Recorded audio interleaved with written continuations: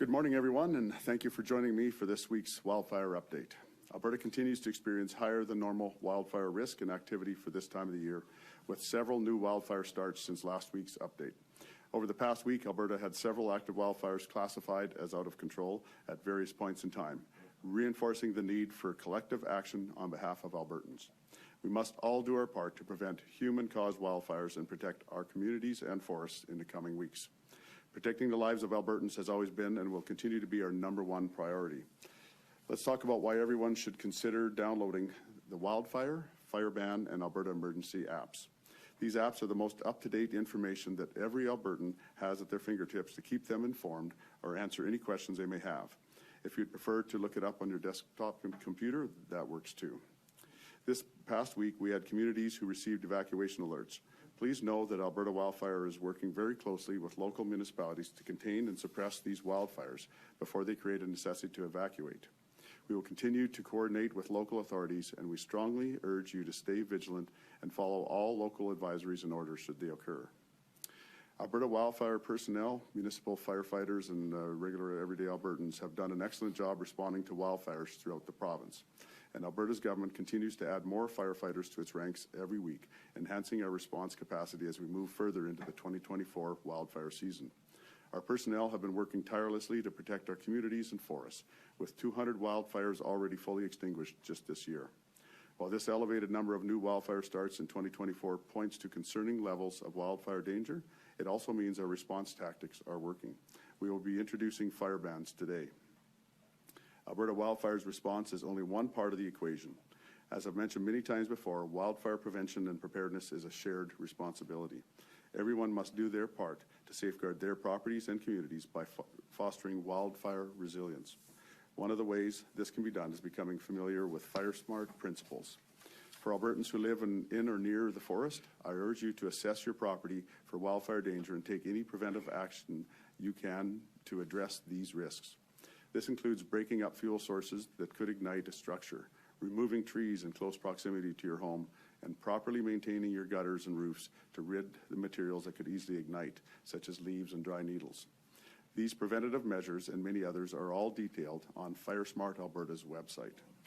In addition to these FireSmart tactics, I encourage all Albertans to stay up to date on fire bans, restrictions, and advisories in your area. These preventative measures play a crucial role in reducing human-caused wildfires when risk levels are high. So far this season, we expect that almost all of the wildfires we've experienced so far this year are human-caused, given the point we're at in the season and the types of weather we're seeing. That's why it's important that Albertans take necessary precautions and do everything they can to prevent human-caused wildfires. I'll now hand things over to our Alberta Wildfire Provincial Information Officer, Josee St-Onge, who will be providing our operational update for this week. Thank you. Thank you, Minister. As of 9 a.m., there are 63 wildfires burning in the forest protection area of Alberta. Of those wildfires, none are classified as out of control, 7 are classified as being held, and 56 are under control. So far this year, we've responded to 205 wildfires in the forest protection area of Alberta that have burned about 755 hectares. Our 5-year average for this time of year is 120 wildfires with around 230 hectares burnt. Alberta Wildfire is also responding to a mutual aid fire in the municipal district of Peace. We are expecting cooler temperatures and some precipitation in parts of Alberta overnight and tomorrow, but conditions remain very dry. We need significant and continued rain to overcome the drought conditions that we are experiencing across many parts of the province. This is a critical time for wildfire in Alberta. Snow has melted and exposed dead and dry vegetation, which is extremely flammable for a wildfire. Until vegetation green up happens, wildfires will easily ignite and can spread very quickly. We ask all Albertans to continue doing their part to prevent human-caused wildfires. A fire restriction is in place in most of the forest protection area of Alberta, and many municipalities have put in their own fire bans and restrictions. Please use caution if you are spending time in a forested area, and check the Alberta Fire Ban's website to see if a fire ban or restriction is in place in your area. These restrictions are extremely important tools to help reduce the risk of new wildfires starting. I'll now turn it over to the Minister's Press Secretary for questions from the media. Thank you, Minister and Josee. So we'll start taking questions from the room, and then we'll move to online. Marc-Antoine Leblanc, Radio Canada. Can I first ask you to summarize the situation in French? Alors, ce matin, nous avons 63 feux qui brûlent dans la zone de protection de la forêt de l'Alberta. Il n'y en a aucun qui sont hors de contrôle. 7 sont classifiés comme étant contenus et 56 sont sous contrôle. Alors, nous sommes en train de voir des quantités de feux qui sont plus élevées que la moyenne. Et nous répondons aussi à un feu dans la région du Municipal District of Peace. Alors, on va avoir des températures un peu plus fraîches et de la pluie ce soir et demain, mais les conditions continuent d'être extrêmement sèches. On va avoir besoin de beaucoup de pluie et de la pluie pendant plusieurs jours pour faire une vraie différence dans la situation de sécheresse qu'on voit dans la province. Alors, c'est un temps d'année qui est critique pour l'Alberta parce que la neige a fondu et l'herbe et la végétation sèche est extrêmement flammable pour un feu et ce sont le genre de conditions qu'un feu peut se démarrer très rapidement et se propager rapidement aussi. Alors, on demande à tous les Albertains d'être très vigilants. And though in French and in English, maybe I missed it, but how many people have been evacuated so far? Yeah, good day. Steve Lacroix, the Managing Director of the Alberta Emergency Management Agency. So we are aware of 12 households evacuated in the Municipal District of Peace. So approximately 30 individuals is what I would say. And we still have 20 individuals still evacuated from Cold Lake First Nations, although the evacuation order has been lifted, so they should be back home shortly. Merci. Someone else from the room? Catherine Gurkowski, Alberta Today. I'm wondering, you said in the House that you're still analyzing the 2023 wildfire report. Will that be made public, and what work still has to be done on last year? So the 2023 report is an internal report. There's an external report being done right now that isn't completed yet. That's being done by Emergency Services. And but the internal report is what we've been acting on already, is the recommendations from that report. But again, it was an internal report, and a lot of the changes that you see that we've done in wildfire to date have been a result of that report. And you'd mentioned that mutual aid. I'm wondering what kind of conversations have you been having with municipalities, either within or outside the forest protection area? Yeah, so with the municipalities, when a fire starts within a municipality outside of the forest protection area, the municipality is the lead on that fire. And as soon as they will come to us if they feel the fire hits a point where they would like some extra support.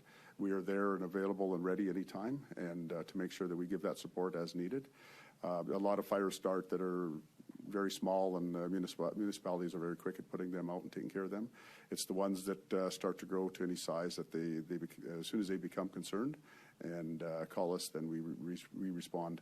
The fire in the MD of Peace is one that we are helping with. Obviously, it's one that grew to a substantial size very quickly, and so that's one that we have a considerable amount of manpower and equipment working on too. And we know the municipalities do a great job for their municipalities, but when it comes to an enormous wildfire, then we appreciate the opportunity to come in and help where we can. Jonathan Bradley, Western Standard. So you issued an evacuation order for the area near Peace River. What was the rationale for the evacuation order? It was the size and the scope of the fire and the proximity to residences. As a wildfire, we don't issue evacuation orders or alerts. That's done through the municipality or through AEMA. We provide them the information, and they make the decision based on the information that we provide on the wildfire. Okay, my follow-up pertains to you saying that there's been an uptick in wildfire starts this year. Why do you believe more wildfires are happening at the moment? Sorry, mobile? Why do you believe more wildfires are happening? Oh, sorry. Yeah, just based on the conditions. We had an early spring, and we had a low snow load, and those conditions alone are very conducive to wildfire. When we look at last year, we had a dry year last year too, so this all combines to conditions that lend itself to having more wildfire on the landscape. Thank you. Okay, we're going to take a couple questions from the line. Operator, put through the first caller, please. Alana Smith, Globe and Mail. Hi, thanks for taking my question. This might be for the minister, maybe it's for Josee. I think it was in February that you said that there's an intention to hire 100 additional firefighters, as you were bracing for another year of wildfire season. Can you give us some sort of status update on that? And in total, how many firefighters we have now, full-time versus part-time? Essentially just how the hiring is going? So the numbers are changing all the time because we're bringing on more trained firefighters each week as they finish their training and come on. I believe the statistic was last week, and it's probably still true today, we're 39% ahead of last year as far as our hiring numbers, and so that is continuing. As far as the particular 100 extra firefighters, those firefighters are Type 1 firefighters, and those are some of the ones that are being trained now and some of the ones that have already been trained and are working right now. So it's kind of hard to identify which firefighters are those 100, but by May 15th, when we plan to have our full staffing allotment, all those firefighters plus the ones that we've had in the past will be trained and ready to go.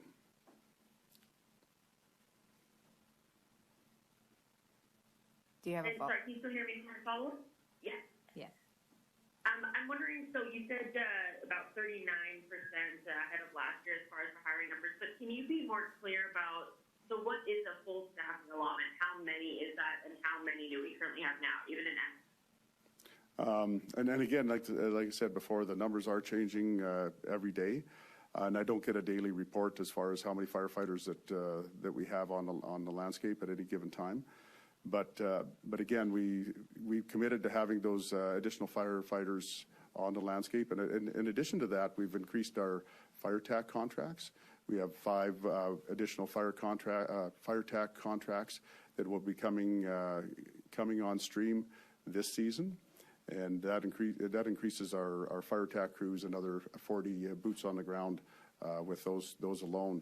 So again, these numbers are changing every day as we train firefighters and put them out on the landscape, and we have. But I guess Albertans can be rest assured that we do have the additional firefighters that we had above and beyond what we had last year. Operator, can you put through the next caller? Doug Basson, Global TV. Yeah, good morning, Minister. A question for you. You mentioned that fire bans were being put in place today. I know it's very dire in the northern part of the province, but can you update southern Alberta and what we might be expecting in the coming days?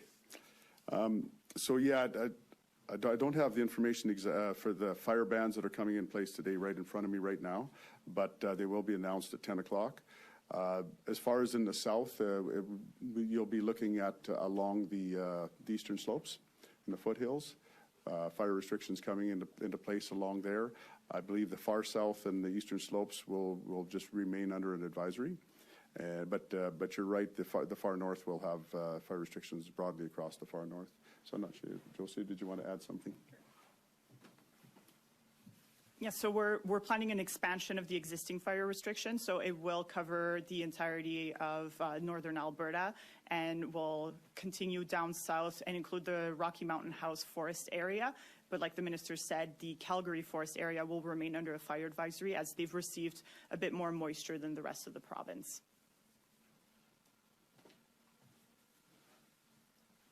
Thank you. Operator, can you put through the next caller?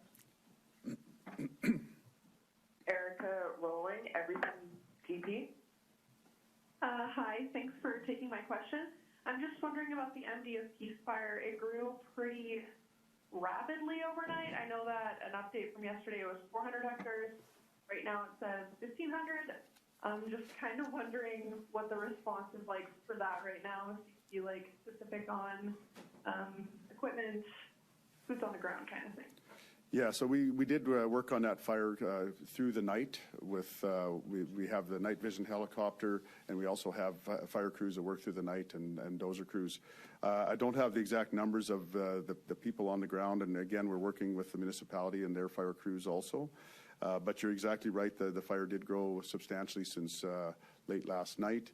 The fire activity during the night, I haven't received an update on that as far as the actual fire activity through the night hours. But again, we still are working on that fire. That is definitely a fire of concern right now, and it's one that's getting the attention it needs to make sure that we protect more homes in that area.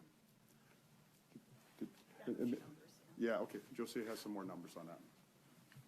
So I can confirm that Alberta Wildfire is providing support in the form of firefighting crews, wildland firefighters. So we had 4 crews there yesterday. Some of them worked overnight, so they'll get a rest today, and new crews will come in to relieve them. We've also had heavy equipment operators working out there to strengthen containment lines. Helicopters have been deployed. They're bucketing water onto the fire, and we have air tankers available as well if needed.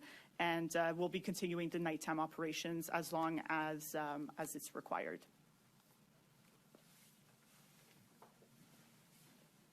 Thanks for taking my question. That's all I needed. Thank you. Thank you. We'll move back to the floor. Is there any more questions from the floor? No. Okay. Thank you. That concludes our weekly brief for this week. Okay. Thank you very much, everyone. Appreciate it.